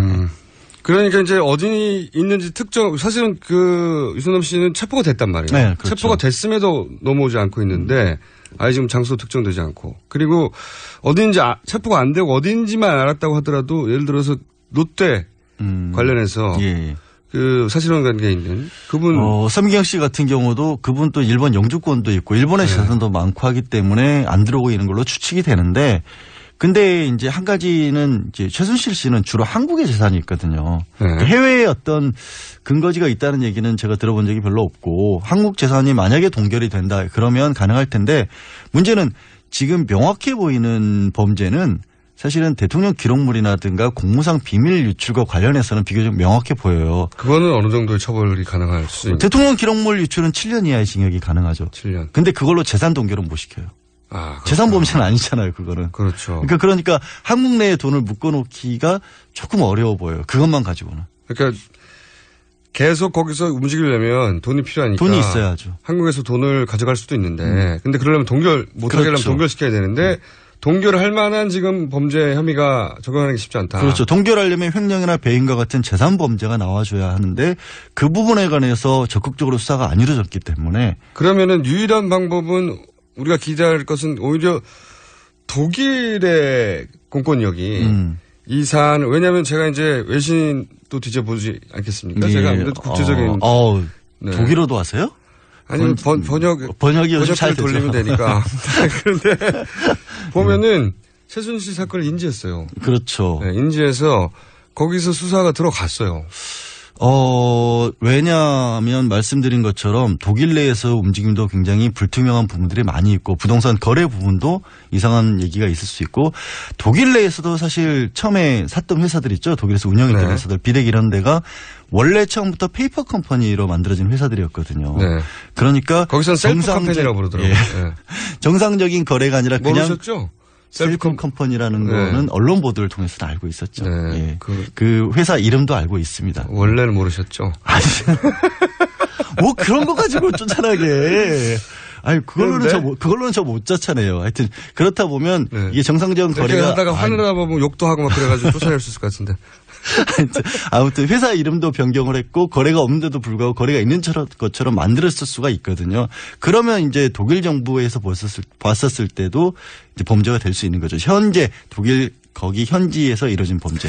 근데 이제 제가 이 독일, 그 수사를 기대하는 바가 있는 것이 뭐냐면, 가장 마지막으로 제가 독일 관련 최순실 뉴스 나온 게 뭐였냐면 우리는 이제 비덱만 알고 있잖아요. 근데 거기는 이제 직접 들여다볼 수 있으니까 독일 관계자들을 비덱과 관련이 있는 회사가 10여 개가 넘는다라고. 자회사들을 좀 설립을 한 것으로 보여요. 비덱 코리아 말고도 비덱이란 이름으로도 있고 그 안에서도 뭐 음식점 영업 회사를 보면은 이제 영업 목적이 나오잖아요. 회사 설립했다. 음식 영업도 있고 스포츠 컨설팅 같은 것도 있고 하기 때문에 그 관련된 각각의 자회사들이 있었고. 직접 관계하는 회사가 몇 개라고 보도가 됐더라고요. 네. 그러면 그 회사들이 과연 무슨 일을 했는지는 한번 들여다볼 수 있겠죠. 독일에 예를 들어서 그런 수사 권한을 가진 경찰이나 검찰이 직접 뒤져보기 시작하면 자금을 추적하고 자꾸만 출처를 묻기 시작하고 거기서 좀 성과가 나오지 않겠나. 근데 그 부분은 또 좀 모호해지는 게 뭐가 제일 큰 거냐면 배임죄 같은 게 독일은 없거든요. 배임이라는 게 없어요? 네, 배임이라는 게 독일형법에는 없어요. 왜요? 배임하는 사람이 없어요? 기본적으로 그쪽에서는 그런 걸 상상하기가 일단 어렵고 회사를 운영하는 사람이 어떻게 회사에 직접적으로 손해를 끼치는 일을 하느냐라는 거를 애초에 생각하기가 어렵고. 아, 그래요? 그러면 마치 이런 사고방식이에요? 나를 자해할 리가 없잖아. 이런. 그렇죠. 그렇게 생각하는 거죠. 배임이란 범죄가 거의 세계적으로도 유례가 없어요. 그러니까 물론 그래요? 예. 아예 어떤 것만 있냐면 회사 돈 그냥 뭉텅이 돈을 빼서 그냥 표관하게 들고 도망가 버린다. 횡령. 이거는 명확한 범죄인데 배임은 회사를 운영을 하는데 회사를 운영한다고 해놓고 회사에 해를 끼치는 말씀하신 것처럼 자해 공갈단 짓을 왜 하냐. 우리나라에서 많이 일어나는데요. 재벌에서. 아이 참. 하여튼 예. 그거 없다. 그래서. 없어요. 그래서 그 부분이 명확하게 나와야 되는데 결국에는 또 독일 돈을 빼돌린 게 아니라 우리나라 돈을 지금 국외를 유출시킨 게 아니냐라는 의혹을 받고 있잖아요. 근데 독일 정부 입장에서는 그걸 관여할 이유가 별로 없죠. 근데 모르죠. 이제 그 회사가 설립되고 돈을 주고받는 과정에 자금 세탁으로 의심이 되는 부분이 만약에 독일 검찰한테 붙잡히면 현재는 이제 독일 같은 경우 독일뿐만 아니라 전 세계적으로 이제 경영의 투명성 이런 부분을 강조하고 있고 범죄의 자금이 유용될 가능성 때문에 돈 세탁 같은 것들은 굉장히 까다롭게 막죠. 그러니까요. 사실 스위스 같은 데가 이미 10여 년 전에 우리도 그런 데는 가담하지 않겠다고 공개적으로 선언을 했기 때문에 믿지 않습니다. 저는. 어쨌든. 왜 이렇게 정부를 각 나라 정부를 다 믿으세요? 정부를 믿지 않는 게 아니라 스위스 은행을 믿지 않는 건데. 하여튼 아무튼 그렇게 되어 있기 때문에 그 부분이 만약에 있었다라면 추적이 가능하겠지만 현재로서 가장 명확한 거는 우리 정부가 나서지 않는 한 독일 정부에서도 말씀드린 문건 유출 외에는 사실 딱히 명확하게 잡히는 건 없어요. 그러니까 이제 양지열 변호사님의 예상으로는 독일 경찰도 별 수 없을 것이다라고 독일 공권력의 수사 능력을 좀 폄하하는. 아니 제가 혐의점이 없으니까 그 나라 독일 대사관 연락하도록 하겠고 끝나고 나서. 독일에서 저를 방송을 자르라고 압력을 들어. 독일과 관련된 방송 전혀 출연하지 못하도록 해본 적이 없어요. 예. 이건 어떻습니까? 굉장히 의아한 그 뉴스 중에 하나가 개명 뉴스 계속 나오잖아요. 예. 이름을 여러 차례 바꿨다고 하고. 근데 개명을 하는 게 쉽지가 않다는 게 일반인들의 생각이란 말이죠. 아니요. 쉬워요. 요즘은 쉬워졌어요? 요즘은 굉장히 쉬워졌어요. 예전에는 어렵지 않았습니까? 예전에는 이름을 바꾼다라는 게 범죄 목적이 아니냐라는 의혹도 있었고 특별한 사유가 없는 한 공문서에 기록이 된 부분인데 이걸 추적 자체가 안 된다라고 봤기 때문에 허락을 잘 안 해줬었는데 대법원에서 2010년 전후로 해서 이거는 그렇게 본다기보다 개인의 인권의 문제가 더 강하다. 내가 어떤 예로 불릴지는 내가 정하는 쪽이 가능하다. 그리고 또 이름들이 생각보다 되게 이상한 이름들이 많거든요. 정말로. 방송에 부적절한 그런 이름들이 많아서 이런 거를 가지고 평생 살아가는 걸 어떻게 용인을 하냐. 그거는 일반적으로는 이해가는 상황인데 저기 질문을 왜 드렸냐면 최순실 씨의 이제 지금 최성원 씨죠, 사실은. 네, 그래서 법적으로 바뀌었죠. 네. 하도 최순실 씨를 많이 알려져서 이제 다들 그렇게 부르는데 그 아버님 최태민 씨 같은 경우도 이름을 그 시절에 7번 공식적으로만. 그러면 생각해 보면 2010년대가 돼서 겨우 풀린 게 그 이전에 그 7번을 바꾼다는 게 그게 어려운 일이잖아요. 그러니까 보통 분이 아니셨던 거죠. 지금 알려진 것도 아시겠지만 직업만 해도 승려도 하셨다가 절에도 들어가셨다가 가톨릭 신부도 하셨다가 목사도 하시고 또 그다음에 무슨 뭐 본부 운동본부 이런 것도 굉장히 많이 만들었고 본인이 직접 종교 지도자. 이제 일각에서는 지금 사실 최순실 씨가 했던 어떤 재단을 만들어서 대기업들의 자금을 출연받고 이런 것들은 이미 최태민 목사, 최종 직업은 목사였으니까 최태민 목사가 이전에 했던 그 모델이죠. 그걸 그대로 고스란히 답습을 하고 있는 거니까. 그때 7번 바꾸는 건 사실은 쉽지 않았죠. 그죠. 예, 굉장히 어려웠죠. 왜냐하면 이렇게 생각하시면 될 것 같아요. 지금은 전산이 발달을 했기 때문에 뭐 이름 이렇게 좀 바꿔도 다 한꺼번에 1년번호로 추적이 돼요. 전 세계에서 또 유일하게 있는 우리나라의 중력번호 시스템 때문에 그거 아무리 바꾼다고 해도 수사기관에서 맘먹으면 다 그대로 찾아낼 수가 있으니까. 근데 예전에는 서류로만 존재를 했었잖아요. 전산화가 안 돼 있으니까 연결고리가 끊어지잖아요. 네, 그러니까 되게 어려웠는데 요즘에는 쉽게 되거든요. 그래서 근데 그 시절에를 그렇게 7번 바꿀 수 있었다라는 거는 지금의 최순실 씨 못지않게 그때도 최태민 목사의 어떤 영향력 이런 게 굉장히 강했다는 거겠죠. 그러니까 이게 그 기관의 도움 없이 한 번을 바꿀 수 있다고 쳐요. 예를 들어서. 근데 그때도 되게 이상한 게 박정희 전 대통령에 의해서도 그 박정희 전 대통령 주변에서도 국기문란이다 이 사람이 하는 행동들이 뭔가 문제점들을 끊임없이 일으켰다라고 해서 그런 기록들이 많죠. 이른바 친구. 그러니까 대통령이 직접 불러다 놓고 신문도 했다라는 거 아니에요. 네. 그때도 그런 일까지 겪었음에도 불구하고 무사히 넘어왔었고 그때 이제 뭐 이미 언론에 알려진 거니까 박근혜 대통령이 그때 당시에 영예였지만 뭐 최태희 목사 편을 들어줬기 때문에 무사히 넘어갔다는 얘기도 나오고 있죠. 네, 그런 기록과 보도가 많이 있습니다. 제가 이제 여쭤본 것은 그 이름 바꾸는 게 그렇게 지금은 쉬워요. 지금은 쉬워서 심지어 우리도 이제 사무실에서 해줄 때는. 근데 이름이 이상해서 바꾼 것 같지는 않거든요. 예를 들어서 딸의 이름도 그렇게 이상하지 않는데 또 유연에서 유라로 바꿨고. 네, 그렇게 바뀐 것도 순실보다는 소원이 더 좋긴 해요. 조금 그렇긴 한데 보통 그렇게 특별하게 이상하게 불린 이름이 아닌데도 바꾸는 경우는 어떤 경우입니까? 요즘에는 우리 사무실 찾아오는 분 중에 사주를 봤더니 이름이 안 좋더라라. 사주. 그렇게 해서 법원에서 허가를 해줘요, 실제로. 사주. 네. 사주안이 번뜩 떠오르는 게 있네요. 뭐가 갑자기 또 이상한 우주의 기운이라. 근데 하여튼 시점도 이상하긴 한 게 2014년 전후로 해서 한참 재단 출연이 본격적으로 시작이 됐었을 때 이 이름을 또 바꿨거든요. 정유영 같은 경우도 그때 2014년, 15년 지금 뭐 아이 출산했을 무렵에 바꾸기도 했었고 그래서 왜 이럴 민감한 시점에 이름을 바꿨을까를 의혹은 있는데 그건 모르죠. 법원에 그거는 사건이 된다면 뭐 모르겠습니다. 열람 신청이 가능할지는 모르겠어요. 어떤 사유를 적었는지도 혹시 알 수 있을지도 모르죠. 만약에 지금 예상하시는 형량을 다 합치면 얼마 정도 나옵니까? 그 예상하기 어렵죠. 근데 최고로 지금 나오는 의혹들이 다 사실이다. 다 사실이다. 그러면 쉬워요. 그거 지금 뭐 횡령이나 배임 액수가 50억 원 이상일 경우에는 특정경제가중처벌법에 의해서 5년 이상 무기징역까지 가능하거든요. 5년 이상 무기징역. 네. 근데 우리나라에서는 그 해외에서는 보면 막 300년 뭐. 그거는 해외에는 이게 가산주의라 그래서 각 범죄마다 나온 형량들이 있을 거 아니에요. 그걸 몽땅 다 더합니다. 근데 우리는 산수로 더하더라고요. 네, 산수로. 그러니까 막 300년. 특히 경제범죄에 있어서 영미권 같은 경우 즉 뭐 내부자 거래 이런 거는 정말로 300년씩 때리죠. 왜냐하면 그 많은 선량한 피해자들을 냈다는 거기 때문에 상징적인 의미죠. 영구적으로 격리를 시켜야 한다는 거고 죽어서야 나올 수가 있죠. 그러니까요. 그 말은 무기징역보다 더 무서운 상징성이 그렇죠. 있네요. 근데 우리는 그렇게는 안 하고 실제로는 가장 무거운 범죄의 1.5배를 곱하는 방법으로 해요. 5년이다 그러면 7년 6개월 이렇게 보는 거죠. 이제 시간이 다 됐는데 듣다 보니 갑자기 궁금한 것이 이 방송 진행자를 화나게 하는 법 거기 저촉되는 법 같은 거 없어요? 혹은 뭐 진행자가 4명이나 바뀌었는데 혼자 살아남았을 때 적용되는 법이라든가. 제가 뭐 압력을 넣을 수 있는 위치에 있었으면 업무 방해겠죠. 근데 저는 그냥 가늘고 길게 살아남았을 뿐입니다. 뭐 아무 짓도 안 했어요. 그래요? 예. 봅시다 두고. 자, 최순실 씨 관련해서 사실은 법 적용하고 형량을 때리고 하는 게 쉽지 않다. 오늘 결론이 그거네요. 아니 문건 유출은 명백해 보여요. 근데 우리가 생각하는 만큼의 커다란 형량이 나온다든가 당장 재산을 동결한다든지 지금으로선 어렵다. 네. 자, 양지열 변호사 여기까지였고요. 여러분들도 응원해 주십시오. 양지열 변호사를 저희 방송에서 저를 응원해 주세요.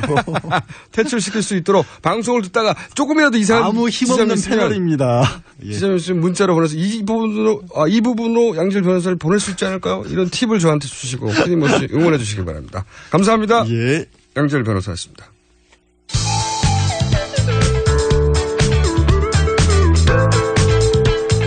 유쾌하고 냉정한 시선으로 본질을 봅니다. 김호준의 뉴스공장.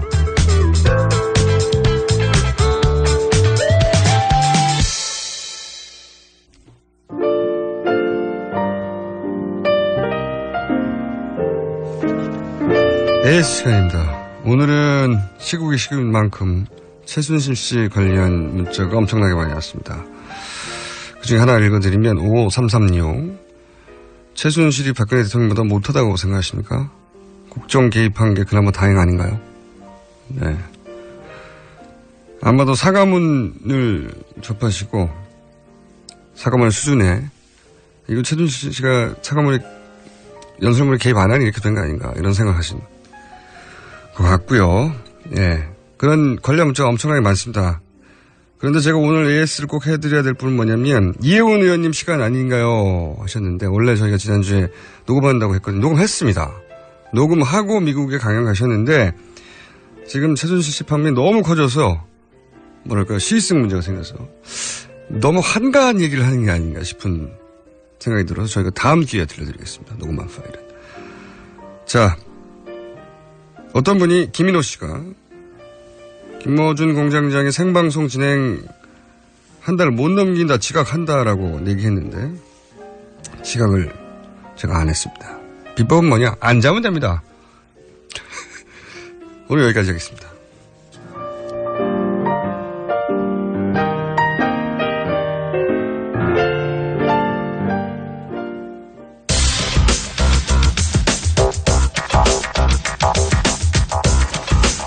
자, 과학 팟캐스트 전국 1위를 하고 있는 과학하고 앉아있네 원종호 씨 나오셨습니다. 안녕하세요. 안녕하세요. 네, 저희가 원래 주제를 알아서 정하게 하는데 어제는 저희가 주문을 했어요. 네. 블랙홀로 해달라고. 세간의 화제가 되고 있는 블랙홀이죠. 네. 왜냐하면 또 이런 것도 있습니다. 이 블랙홀 업계의 관점에서 보자면 치욕의 날이거든요. 네. 블랙홀을 던졌는데 블랙홀이 소멸됐어요. 예, 블랙홀 2개가 부딪히는 경우도 있긴 한데요. 아, 그래요? 아, 그렇게 해석할 수도 있군요. 되게 부딪혀서 더 크게 되지만 이번 경우는 한 블랙홀이 다른 블랙홀을 완전히 잡아먹어버린 케이스죠. 박근혜 대통령이 개헌을 던졌을 때만 하더라도 네. 그 이전에 최순실 사태가 이걸로 일단락되는 정치적 블랙홀을 던졌다라고 평가도 그랬죠. 했고 그리고 언론에서도 사실 어마어마한 양의 개헌 관련 뉴스가 나오다가 불과 12시간도 안 돼서 네. JTBC의 보도가 터지면서 다시 이 블랙홀이 훨씬 큰 블랙홀이 네. 한 개인이 블랙홀을 소멸시킨 우주사 최초의 사건이 아니겠는가. 네. 그래서 이 과학계도 사실은 큰 관심을 갖고 있는 건 아니고요.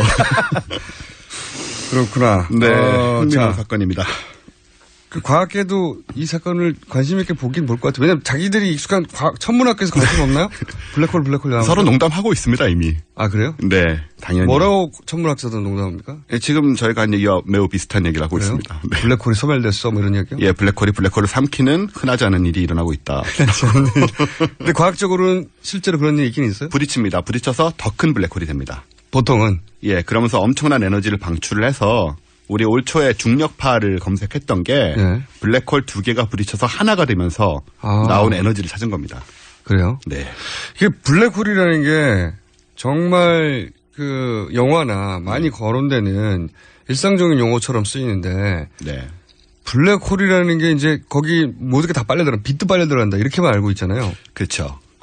그게 잘 이해가 안 가요. 다 빨려 들어가면 그 많은 게 빨려 들어가면 네. 뚱뚱해져야 되잖아요. 그러니까요. 네, 그렇게 생각을 하게 되는데 점점 커져야 되는데 어떻게 다 없어지죠? 예, 그게 불가사의한 부분이죠, 되게. 사실 뭐 인터스텔라 같은 거 보시면 블랙홀이 이렇게 보이는데요. 영화에서. 예. 까맣지만은 않습니다. 아, 블랙홀이? 예, 가운데는 검은데 주변에 번쩍번쩍 빛이 났죠, 인터스텔라에서도. 네, 영화에서는 그랬어요. 물질들이 빨려 들어가면서 열이 나기 때문에 에너지가 나기 때문에 그렇거든요. 아, 그게 물질들이 죽으면서 최후로 내는 빛들인 거예요? 예, 뭐 광속에 가깝게 빨려 들어가기 때문에 엄청난 에너지가 나다가 일단 그 사건의 지평선이란 지점이 있습니다. 이벤트 호라이즌. 예. 영화도 있죠. 예, 오늘의 키 포인트 중에 하나죠. 네. 잘 이해가 안 가요, 근데. 이벤트 호라이즌 단어도 알고 그 영화가 그 SF 호러로는 굉장히 명작이라는 것까지는 아는데. 그 영화에서는 글로 들어가면 지옥이 나오지 않습니까? 네. 절대 그렇지는 않을 것 같고요. 네. 글로 일단 어떻게 알아요? 들어가본 사람이 없는데. 모릅니다. 하지만 지옥이 있을 거란 게 아니란 건 압니다. 네. 글로 일단 들어가면 물질들이 어디로 가는지 사실 모릅니다. 우리는 모르는 거죠. 모르죠. 모르고요. 원자 체계가 시스템이 붕괴되는 거거든요. 그래서 짜부라진다는 건 아는데 그래서 정말 어떻게 되는지. 그 과학 용어입니까? 짜부라진다는 게? 아닙니다. 네. 과학 용어로는 뭐라고 표현하죠, 그걸? 축퇴압들을 붕괴시켜서 그냥 짜부라진다고 하죠. 예. 그래서 그 가운데 지점엔 뭐가 있는지 정확하게 몰라서 우리가 특이점, singularity라고 부르죠. 거기는 우리가 그 성격을 특정할 수 없는 모든 물리학 법칙이 붕괴될 거라고 생각하고 있습니다. 이 블랙홀을 처음으로 거론한 분이 누군지 모르겠는데 스티븐 호킹 박사가 이 블랙홀을 대중화시켰다고 할 수도 있잖아요. 그렇죠. 뭐 호킹 복사라는 얘기도 있고 그런데 블랙홀이란 원래 이름은 존 휠러라는 천문학자가 만들었다고 하는데요. 단어 자체를. 예. 네. 근데 사실 또 야사에 따르면 그분이 강연하는데 그 뒤에 어떤 분이 듣다가 청중 중에 한 분이 블랙홀이라는 이름을 제안을 해서 그게 좋아가지고 썼다. 그랬을 가능성이 높네요. 예, 그런 얘기가 있는데 아무튼 그 존 필러가 만든 걸로 돼 있고요. 그러니까 존 필러라는 천문학자가 처음으로 그런 현상이 벌어지는 지점. 네네네. 에 대해서 거론을 했고 그 이름은 청중회에서 제안됐고 그런데 이제 그때까지만 해도 정말 전문가들 사이에서만 거론되던 거였잖아요. 그죠? 그랬죠. 그래서 이게 진짜 있냐 없냐라고 말이 많았는데 이제 연구도 많이 있었고 지금은 많이 관측이 되고 있습니다. 관측. 예. 아니 빛까지 빨려 들어가는데 어떻게 관측하죠? 간접적으로 관측을 하죠. 저 동네 주변에 빛이 아무것도 없다. 네, 빛이 없고 빨려 들어가고 그다음에 사실은 이게 정말 안 보이는 게 아니고요. 뭐 X선, 감마선 이런 걸 내뿜습니다. 우리 가시광선을 뿜지 않아서 안 보인다는 거군요. 에너지가 강하기 때문에 그래서 사실 보입니다. 일반 망원경으로 안 보이지만 X선 망원경 같은 걸 보이기 때문에 있다는 걸 이제 우리가 알 수 있고 지금은 일단 은하 중심에는 전부 거대한 초거대 블랙홀이 있다고 생각합니다. 저도 그거를 들었어요. 네. 그러니까 그게 이제 우리 또 은하계 주변부에 있는데 우리가 있는 이 은하계의 정 가운데로 가면 블랙홀이 있고 다른 은하가 또 어제 지난 시간에 얘기했지 않습니까? 예. 우리 은하계를 콩으로 했을 때 그 콩으로 상암 경적을 다 채울 만큼 또 은하가 많은데. 네네. 네. 너무 많아서 감지가 안 되는데 어쨌든 그 은하들마다 또 블랙홀이 가운데 있다는 거잖아요. 거의 그렇게 생각하죠. 그러면은 거대한 블랙홀로 은하계가 이렇게 쪼그라드는 겁니까 점점? 우리가 그렇진 않고요. 네. 블랙홀이란 게 중력이 세고 그렇다고 하지만 사실은 그 주변 지역에만 작용을 하는 거고 예를 들어서 옛날에 그런 얘기 있었습니다. 이 입자가속기 큰 거 돌릴 때 맞습니다. 선에 있는 뭐 조그만 블랙홀이 생겨서 지구를 삼킬 것이다. 그런 말이 나왔는데 그 조그만 블랙홀은 딱 그만큼의 중력만 갖고 있는 겁니다. 더 크게 작기 때문에. 그때 그런 얘기가 있었죠. 그거 만들면 작은 블랙홀이 생기는데 그게 다 빨아들여서 지구를 멸망시킬 것이다. 네. 그런 일은 절대 일어날 수가 없는 게 그 블랙홀은 딱 그만큼의 너무 작기 때문에. 그 힘만 갖고 있는 거고요. 단지 이게 밀도가 굉장히 높으니까 주변에 큰 영향을 주는 거죠. 주변에 큰 영향을 그래서 준다. 빛이 휘어져 버리고 거기서 사실 빛이 나와야 되거든요. 이게 에너지가 크니까. 근데 이게 중력이 너무 강하니까 빛이 마치 인공위성이 지구를 못 벗어나고 돌듯이 빛이 돌아요? 탈출 속도라는 게 있어요. 네. 그 인공위성이 이제 그렇죠. 우주로 달로 안 나가는 게 탈출 속도를 못 벗어나기 때문인데 중력 가속도를 넘어서야 되고 뭐 등등. 네네. 이 블랙홀의 중력이 탈출 속도가 광속을 넘어서야 되는 겁니다. 그래서 빛이 못 나가는 거예요. 그렇구나. 그럼 빛도 그러면 빛을 빨아들인다는 의미가 빛의 탈출 속도를 넘어서는 중력으로 당기기 때문에 그렇죠. 빛이 나오질 못한다. 안에 있는 빛이 정확하게 말하면 안에 있는 빛이 못 나오는 거고 뭐 주변의 빛을 전부 흡수하는 건 아니고요. 근처로 지나가는 빛은 이것 때문에 휘어지죠. 그래서 가까이 있는 빛은 들어갈 수도 있지만 기본적으로 열이 굉장히 에너지가 굉장히 강한데 그 속에서 빛이 탈출을 못하는 천체가. 그러면 이제 우리가 흔히 영화에서 보면 거기를 지나가는 무슨 뭐 행성이든 아니면 뭐 영화에서는 우주선이든 뭐든 간에 다 빨아들여 버리잖아요. 그렇게 나오죠. 걔들이 그 안에 들어가면 그거 어떻게 해요? 일단 뭐 100% 죽겠죠. 아니 제 말은 뭐냐면 어쨌든 그 부피가 있던 것들, 무게가 있던 것들 이런 것들이 그 안에 빨려 들어가면 주변 걸 다 빨아들였으면 얘가 점점점 부피가 커져야 되잖아요. 그게 거의 뭐 주변에 그런 걸 빨아들인 정도로 그런 현상이 없는 걸로 알고 있고요. 또 블랙홀이 사실은 물질을 내뿜습니다. 거꾸로요? 그게 이제 스티븐 호킹이 말하는 호킹 복사라는 건데. 그렇죠. 그걸 유명해지셨죠. 그걸 가지고 조금씩 증발을 합니다. 증발해서 결국은 없어지거든요. 근데 이게 너무 오래 걸려서 뭐 10의 68승년, 그러니까 10 다음에 공이 68개 있는 년이죠. 이거 무량 대수도 아니고 불가지수 이런 말이 있더라고요. 사람이 감지할 수 없는 숫자죠. 사실. 네네. 그러니까 우주 끝날 때까지 우주가 시작한 이후로 지금까지 없어진 블랙홀은 하나도 없지만 어쨌든 블랙홀도 물질을 잃어가니까 그리고 지나가는 조그만 것들 흡수한 거 가지고는 뭐 확 커지고 이런 정도의 그런 건 아니고요. 블랙홀끼리 부딪히는 정도가 돼야 늘어나는 거죠. 그러면 이 이벤트 호라이즌이라는 건 네. 무슨 뜻이에요? 이벤트 호라이즌은 이제 블랙홀의 중력이 끼치는 네. 그 어떤 선인데요. 네. 그 선을 넘어가면 이제 나오지 못하는 겁니다. 밖으로. 아, 네. 마지노선이군요. 마지노선입니다. 네, 블랙홀을 벗어나지 못하게 블랙홀이 자기 힘을 발휘하는 최대 마지노선. 네. 거기에 들어가면은 사실은 모두 물리법칙이 무의미해지는. 아니 그건 사실 특이점이고요. 네. 이벤트 호라이즌은 그 바깥에 있는데 우리 같은 사람들이 이제 우주선 타고 지나가다가 이벤트 호라이즌을 넘어서면 물리법칙이 무너지진 않지만 밖으로 그 지역 다시 밖으로 나올 수는 없다. 나올 수가 없는 거죠. 아. 그러니까 개미지옥에 빠진 상태에서 허우적거리지만 못 나오는 상태. 개미지옥에 완전히 들어간 건 블랙홀 특이점에 빠진 상태. 이렇게 생각하시면 됩니다. 싱귤레러티. 네. 그러면 이건 뭡니까? 화이트홀. 웜홀. 네. 홀이 많아요? 홀이 많습니다. 네. 블랙홀까지는 이해가요. 화이트홀은 뭐 블랙홀의 마이너스 값이라고 생각하시면 되는데요. 뿜어내는 거예요, 그럼? 예, 근데 발견한 적은 없고요. 이론적으로 존재할 것이다? 예, 뭐 블랙홀 들어갔으니까 어디 뿜어지는 화이트홀. 제 말이 그거예요. 들어가면 어떻게 무한대로 들어갑니까? 그게 진짜 이해가 안 되는 부분인데요. 네. 그래서 블랙홀로 들어가면 다른 우주가 있거나 다른 시공간으로 연결되는 그런 개념도 있습니다. 평행우주론. 뭐 그런 얘기도 있고요. 네, 우리가 알고 있는 이 우주 말고, 근데 평행우주론이라는 게, 그러니까 우리하고 똑같은. 네. 그러나 다른 역사가 벌어지는 우주가 있을 수 있다라고 하는 마치 SF의 뭐 공상과학 만화 같은 얘기가 그냥 저는 그 공상과학 만화를 쓰시는 작가들의 상상력인 줄 알았더니 네. 이 과학적으로 제시된 이론이죠, 이게. 평행우주론도 몇 가지가 있는데요. 네. 양자역학에서 나오는 것도 있고, 네. 여러, 뭐 다차원 우주론도 있고, 여기서 말하는 거는 사실 이렇게 우리가 무슨 얘기든 할 수 있는 거는 블랙홀 특이점에 뭐가 있는지 아무도 모르기 때문에. 막 던지는 건가요? 예, 뭐 그렇긴 한데요. 네. 어느 정도 이제 인터스텔라에 나왔지만, 어느 정도 이제 안에 들어가게 되면은 뭐 시공간의 경계가 무너지고 뭐 이런 변화들이 있지 않을까라고 계산을 하는 학자들이 있고요. 그래서 화이트홀 같은 경우에 만약에 글로 들어가면 어디로 만약에 연결이 돼 있다 이게 다른 나와야. 시공간으로 예, 공간일 뿐 아니고 다른 시간으로 연결될 수도 있죠. 나오는 그런 어떤 터널이 있지 않겠느냐라고 했는데 이거는 뭐 관측된 바는 없고요. 화이트홀은. 예, 웜홀도 몇 가지가 있습니다. 웜홀은 뭡니까? 웜홀도 이제 여기서 다른 시공간으로 연결된 그 인터스텔라에 나왔듯이 네. 그런 구멍인데요. 블랙홀이 그 역할을 한다는 그런 이론도 있고, 네. 그러니까 블랙홀 웜홀이 있고요. 그다음에 블랙홀하고는 관계없이 또 따로 형성되는 다른 관점에서 형성되는 그런 웜홀도 있다고. 그 웜홀 자체는 블랙홀에서 파생된 게 아니라 시공간에 구멍이 생겨서 예. 그 구멍을 통과하면 전혀 다른 시공간으로 간다. 그런 우주에 구멍이 있을 것이다. 이거잖아요. 그렇죠. 블랙홀에서 웜홀로 연결된다는 사람도 있고 다른 웜홀이 있다는 얘기도 있고 그렇습니다. 네. 예.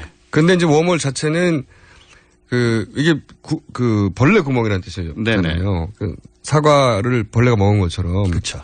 우주에 그런 구멍이 하나 뻥 생겨가지고. 네.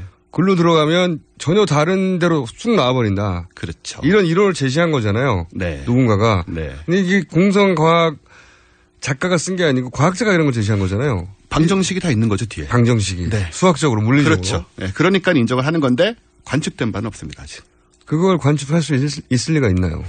대개 있어도 수학적으로 아주 금방 사라진다라는 게 기본적인 관점이에요. 이런 수학을, 그러니까 이게 거론되는 이유는 수학으로 보면 맞네 이거잖아요. 그렇죠. 수학으로 보면 존재할 수 있는데 네. 왜냐하면 과거에 뭐 블랙홀이든 뭐 아니면 아인슈타인 박사가 얘기했던 뭡니까?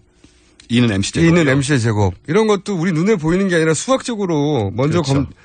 증명을 한 다음에 나중에 정말 그렇더라 된 거잖아요. 네. 그러니까 웜홀도 그럴 수 있다고 지금 생각하는 거죠. 그랬죠. 그런 게 굉장히 많았고 맞은 게 굉장히 많으니까 웜홀도 가능하지 않느냐라고 얘기를 하지만 사실은 관측을 해야지 100% 확신할 수 있죠.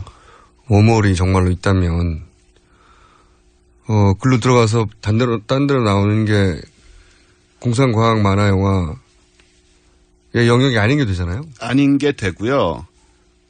외계인들이 바로 거기로 드나들 수 있게 되죠. 외계인 다시 외계인. 여기서 외계인이 다시 등장하군요. 그렇습니다. 야, 그들은 과학이 너무 진보해서 네. 이 물리적으로 너무 머니까 네. 이 웜홀을 이용할 것이다. 그들은 순간적으로 웜홀을 만들어서 글로 통과해서 바로 지구로 넘어올 수 있는 기술을 가지실 수도 있다. 예, 그 정도 발전한 기술력을 가진 외계인들이라면 뭐 그것도 할 수 있지 않을까. 그래도 이 출장비가 문제가 돼요. 그렇겠죠. 돈이 많이 들긴 할 거예요.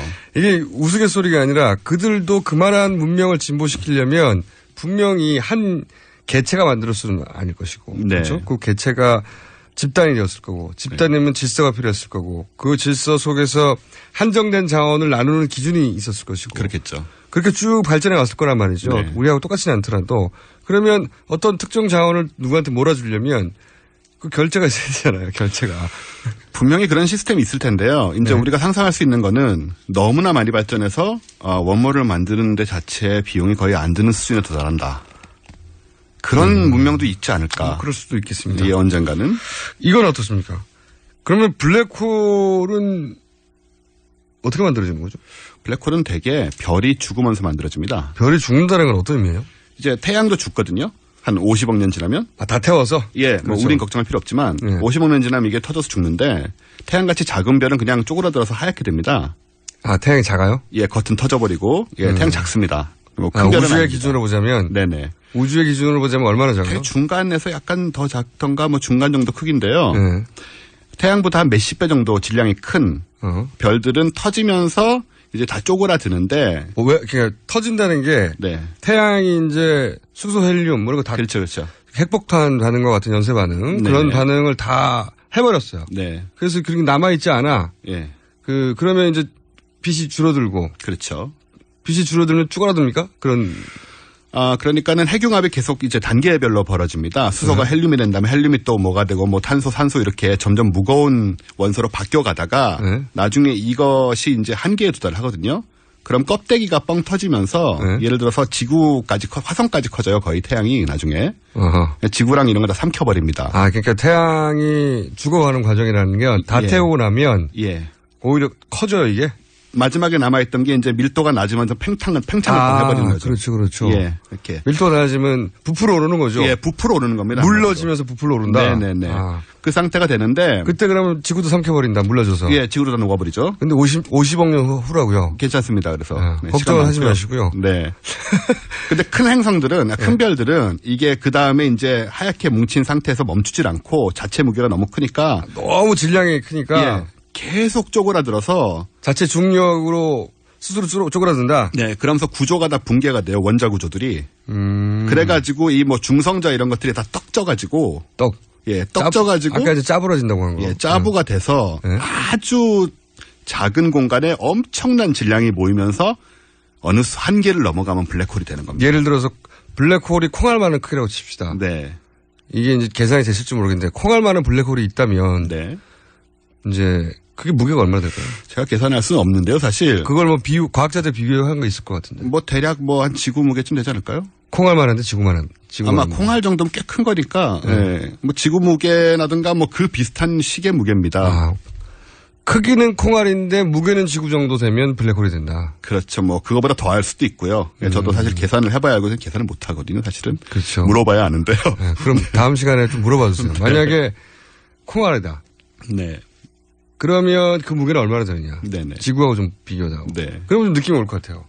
근데 저도 얼핏 어디서 본 것 같거든요. 네. 근데 지금 정확하게 생각이 안 나서 여쭤보는 거니까. 그럼 블랙홀은 별이 죽어서. 네. 큰 별이 죽어서. 전문 용어로 짜부라 들어가지고. 정말 콩알만 해졌는데 그 무게는 지구보다 더 커질 정도가 돼서. 네네. 지나가는 빛조차 다 빨아들이고. 네, 자기 빛도 못 나오고. 자기 빛도 못 나와서 생기는 것이고. 그리고 그 경계 지점을 이벤트 호라이즌이라고 한다. 사건의 지평선. 네. 그리고 그 중심을 모든 물리 법칙이 사라진다고 해서 싱귤레리티라고 한다. 특이점. 네. 오늘 요 정도 외워두시면 어디 가서 아는 척 할 수 있을 것 같습니다. 지금까지 원정우 씨였고요. 저도 이제 벌써 가야 되나요? 네. 지금 깔린 노래는 김수철 씨. 난 어디로 가야 될까요? 이 노래 생각나신 분들 많을 겁니다.